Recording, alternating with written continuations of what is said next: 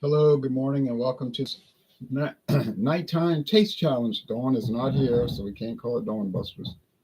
I have two 40% alcohol Kentucky straight rye whiskeys. This is Old Overholt Company, founded in 1810. True story. It's been around that long. It's America's oldest rye whiskey, but I think it's since 1993. It's been a Kentucky rye because James B. Beam Distilling Company bought Old Overholt, and they abandoned the distillery in Pennsylvania and moved all the production to Kentucky. So I saw a YouTube video where people were, I would say, trespassing on the property of the old distillery and walking around inside of it. And it seemed very dangerous to walk around in there, but I'm surprised they could even have access to it.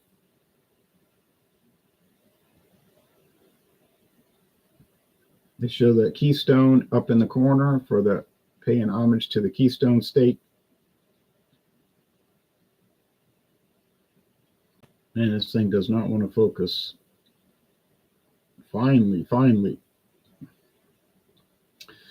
There it is, registered trademark. And if you look up the trademark, it says 1810. This is the black label. The black cap version, which was discontinued in 2020. I went to I had seen it, around. I knew about it, and I said I'll buy it. And they had this black label and then red caps. And I thought, oh, they just changed the label, so I bought the red cap. And then I kept reading, and it was confusing me. And I said, wait a minute, that's a different version. And it was $15.98 at that time at Walmart. Now you can get it for, I think, $19.99 at Total Wine or more. But I was shocked, and I said, I have to go back to Walmart and get the original version. And I went back to Walmart, and unfortunately, all the black caps were gone. So then my friend David, he said, I'll be on the lookout for it. And he found it at a place in New Orleans, Dornack's Food Center. But it was $17.99. But I had to pay over $2 more. What I needed to buy it if I wanted to have it in my collection. So good thing they use brown glass, which protects it from light, unlike the clear bottles. But you can't look this up on a website because, yeah, there's an Old Overhaul website, of course, but they're not a discontinued version from 5 years ago. Here's Jim Beam Rye. This was another shock because they had a green label that was introduced in 2015, and it was called Jim Beam Pre-Prohibition Rye. They had two different bottle designs and little designs for it in the 9 years it was on the market. So I was able to find it at Total Wine and More in Baton Rouge for $17.49. Never saw it in this town. Rye whiskey's not real big around here. Although there are some available, it's not many. And I was at Total Wine for some other reason. It certainly wasn't rye. I was just looking around like I do, and I saw this white label, and I was saying, what is this? And I looked at it, said 80 proof, and they didn't have any more of the green label. So I came home and started checking, and they still showed the green label on the website, and they didn't have this one yet. But then about a month later, this one was on the website, and the green label was never mentioned again. So for some reason, they brought in the pre-prohibition rye at 90 proof, no age statement. Made kind of a big deal about it. And then it just was cut. I guess the sales weren't that good. Maybe it was expensive to produce relative to this one. And now they talk about this one on the website. So did they bring back the old recipe from 2015, going back in history to, I think they had made Jim Beam Rye for 100-something years. This I don't know because I don't have a bottle of Jim Beam 2015 and previous to check and see the specs on it, like if it had an age statement or whatever. They might have just brought back the old recipe, but I can't verify that, so I can't I'm not going to comment. I'm going to say this was introduced in 2024. Could it be the same mash bill as the old Overholt over here? It could be, because they're both 80 proof, 40% alcohol, except that this one's aged 3 years. It does say that on the label somewhere, aged 3 years. Somewhere on here. I know it is.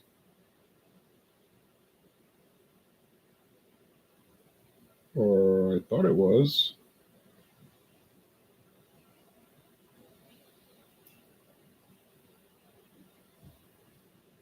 Yeah, 3 years old. It says it right there on the neck. A lot of times people will say a whiskey doesn't have an age statement because they don't notice it on the neck.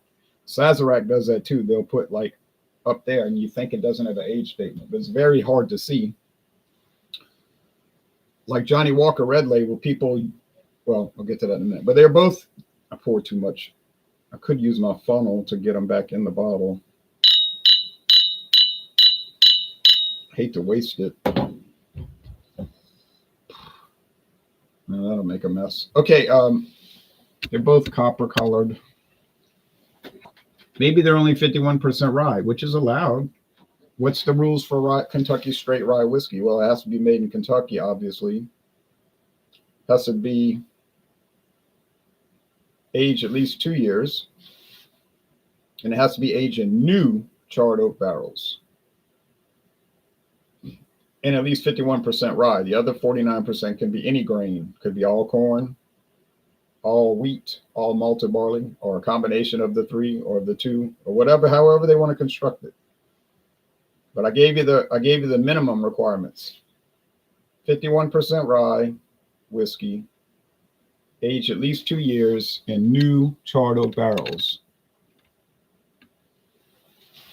Now, can you age a rye whiskey in an uncharred barrel? I think you could. It couldn't be called straight rye. No, you know what? I think it would have to just be called blended whiskey, even though it's mostly rye. I could check the rules on that. Anyway, I can't show you that. Like I said, old Overholt. I can show you this.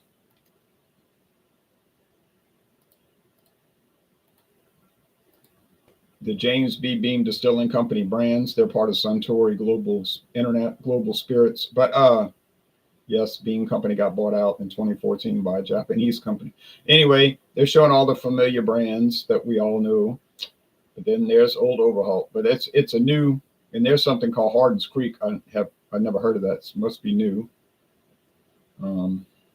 Claremont Steep, that a single malt. I know that's new. So I'm sure they're good. Here's the Jim Beam website. Jim Beam Rye, bold taste, spicy flavor, classic. Our old school Jim Beam Rye recipe. Now, see, that's making me think they brought back the old recipe. They don't specifically say that, although they imply it. Is marked by warm notes, a spicy kick, and a bite of black pepper, all rounded out by hints of vanilla and oak flavors, added to classic and contemporary cocktails alike, for an unmistakable flavor that's sure to take you back, maybe back to 2015. And look, notice what they said, cocktails. That's the first thing they focus on. And why? Because people normally buy this kind of product for cocktails. And they're showing it's very centered. Not too much grain flavor, not too much oak. Hard on the fruit, though. Not much char, and then hard over to the sweet. So sweet and fruity, but not so much grain, oak, or char. All right.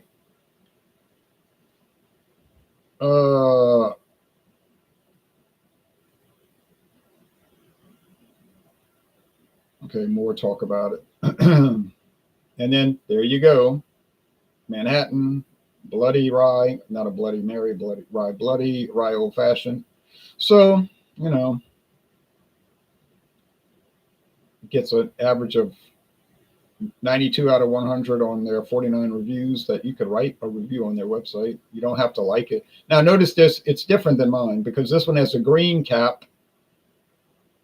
Mine has a white cap. I bought mine last year and it had a white cap. Now they've gone to green. That's another oddity, really, right there. That's kind of strange that they would change it so quickly.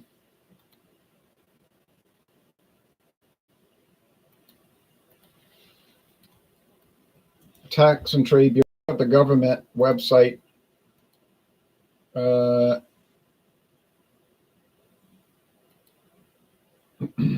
Let's see what they're saying about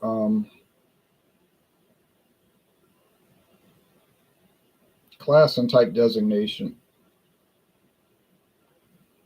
Whiskey, here we go. Just bear with me. Rye whiskey. Whiskey produced at not exceeding 80% alcohol by volume from a fermented mash of not less than 51% rye and stored at not more than 62.5% alcohol by volume in charred new oak containers. That's what I thought. New oak. Okay. And then straight rye, would have to be 2 years. And it says straight rye whiskey may include mixtures of 2 or more straight rye whiskeys, provided all of the whiskeys are produced in the same state. So you could blend them, and you don't have to call it a blended whiskey, even though it is a blended whiskey. Jason says, happy Saturday, Jay, in chat. Same to you, Jason. Now, so most bourbons and most straight bourbons and most straight ryes are blended whiskeys, but they use a different class. They use a different type name. They'll call it straight bourbon. Do you have to blend it? No, you don't. You can make it 100% corn. Might taste kind of funny, not in a comical way. Jim Beam, I remember the ads from my dad's old Esquire magazines. Oh, yeah, it used to be in all the magazine ads. They still run commercials on television. Hadn't seen them in a while. I saw a Crown Royal commercial yesterday, though, during a football game. Of course, that's such a popular one. Rye is more of a niche product. You don't really ever see a rye commercial.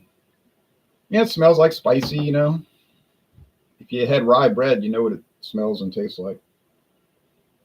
Not as much spice, more. Maybe this is the old Overholt with the less spice aroma. I don't know. It's a mystery. Isn't that strange that they changed the cap already from white to green? Or maybe they use both, depending on what's available. I don't know. Couldn't tell you.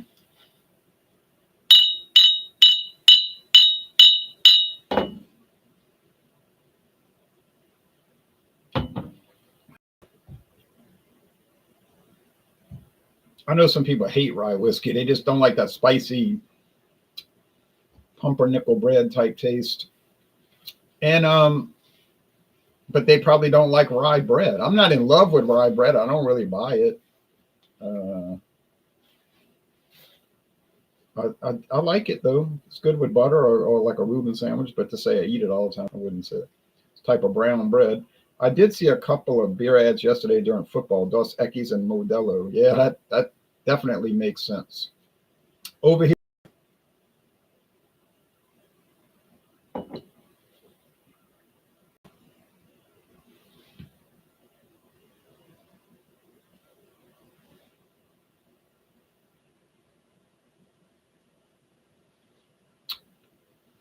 Oh, and a Corona ad. Interesting. It was all Mexican beers. Yeah, huh? Spicy, brown bread, rye bread, pumpernickel, whatever. They got that black rye bread. I saw that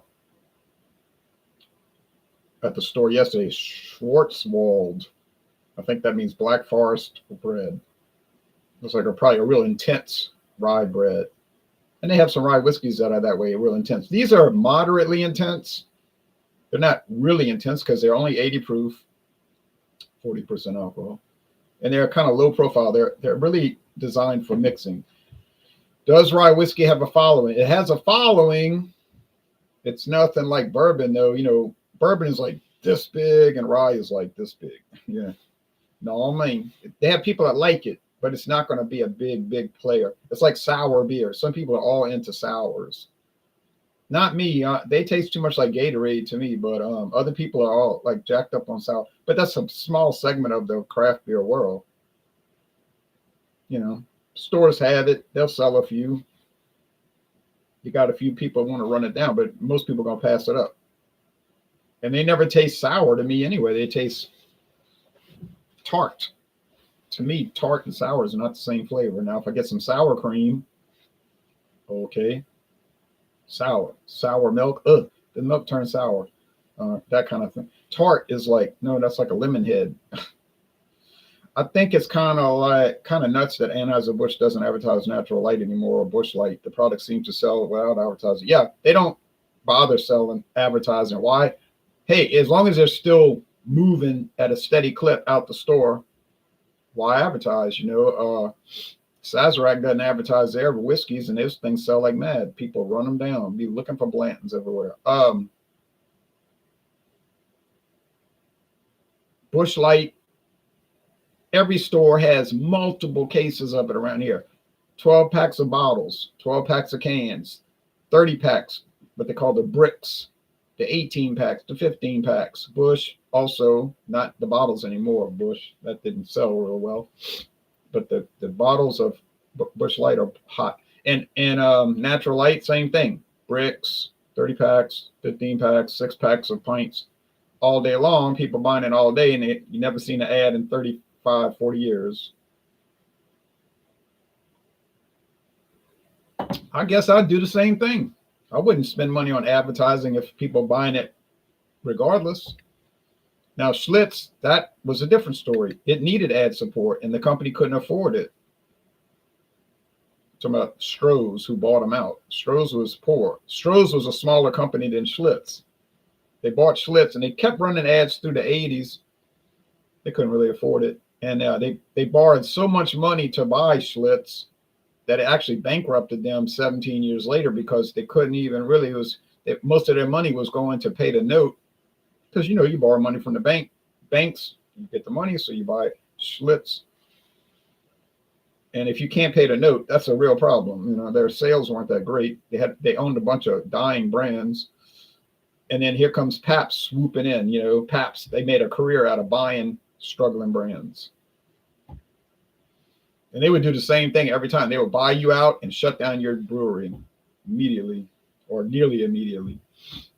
And then just move on. They just wanted the brand. They didn't care about the brewery. They didn't want competition anyway.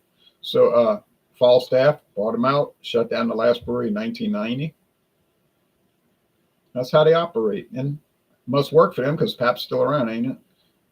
At my local grocery store, the Busch Light bottles sell like mad. Keystone and cans also sell. Oh, yeah, Keystone's still really popular. I miss the old Gusto ads. Yeah, I remember those when I was a kid in the 70s watching professional football or college. They always have a Schlitz advertisement. And Pabst sells without advertising, too. You're right. They do events, though. They do more like concerts and support artists and stuff like that. Well, I got to hurry up because I got to go watch the news in one minute. This is pretty, just kind of basic. You could say bland. All right, okay. It's made to be that way though. A little more spice here in the taste. That one has more spice in the nose, more in the taste. I think this must be the old Overholt, but it's a Jim Beam Rye. Got it wrong. Is that a shock? It's not a shock because I think it's basically the same product. One is aged 3 years, and this one is aged 4 years or more. But otherwise, they're probably the same thing. People say that Old Crow is the same as Jim Beam, but it's just a 3-year aged Jim Beam. They might be on the right track because I've tasted both, and they're not really too different. I'll take the cheaper one. Yeah, these are about the same price, so there is no cheaper one. Actually, Jim Beam Rye is cheaper. You can get it for $13.99 at Total Wine and More, and this one's close to $20. So why not? Oh, I would never pay more for Old Overholt over Jim Beam Rye because, as I just showed you, I couldn't even tell them apart. The differences were, well, there weren't any differences, honestly. All right, so hey, well, no problem there. Now I have another Old Overholt planned for tomorrow, the Red Cap from 2020, which didn't last but 2 years. And then it got updated to a newer one that they make today. All right. Well, thanks for watching. And sorry I got it wrong, but I can't do much about that, especially when the products taste almost the same one to another. All right. Bye-bye, everybody. Have a good Saturday.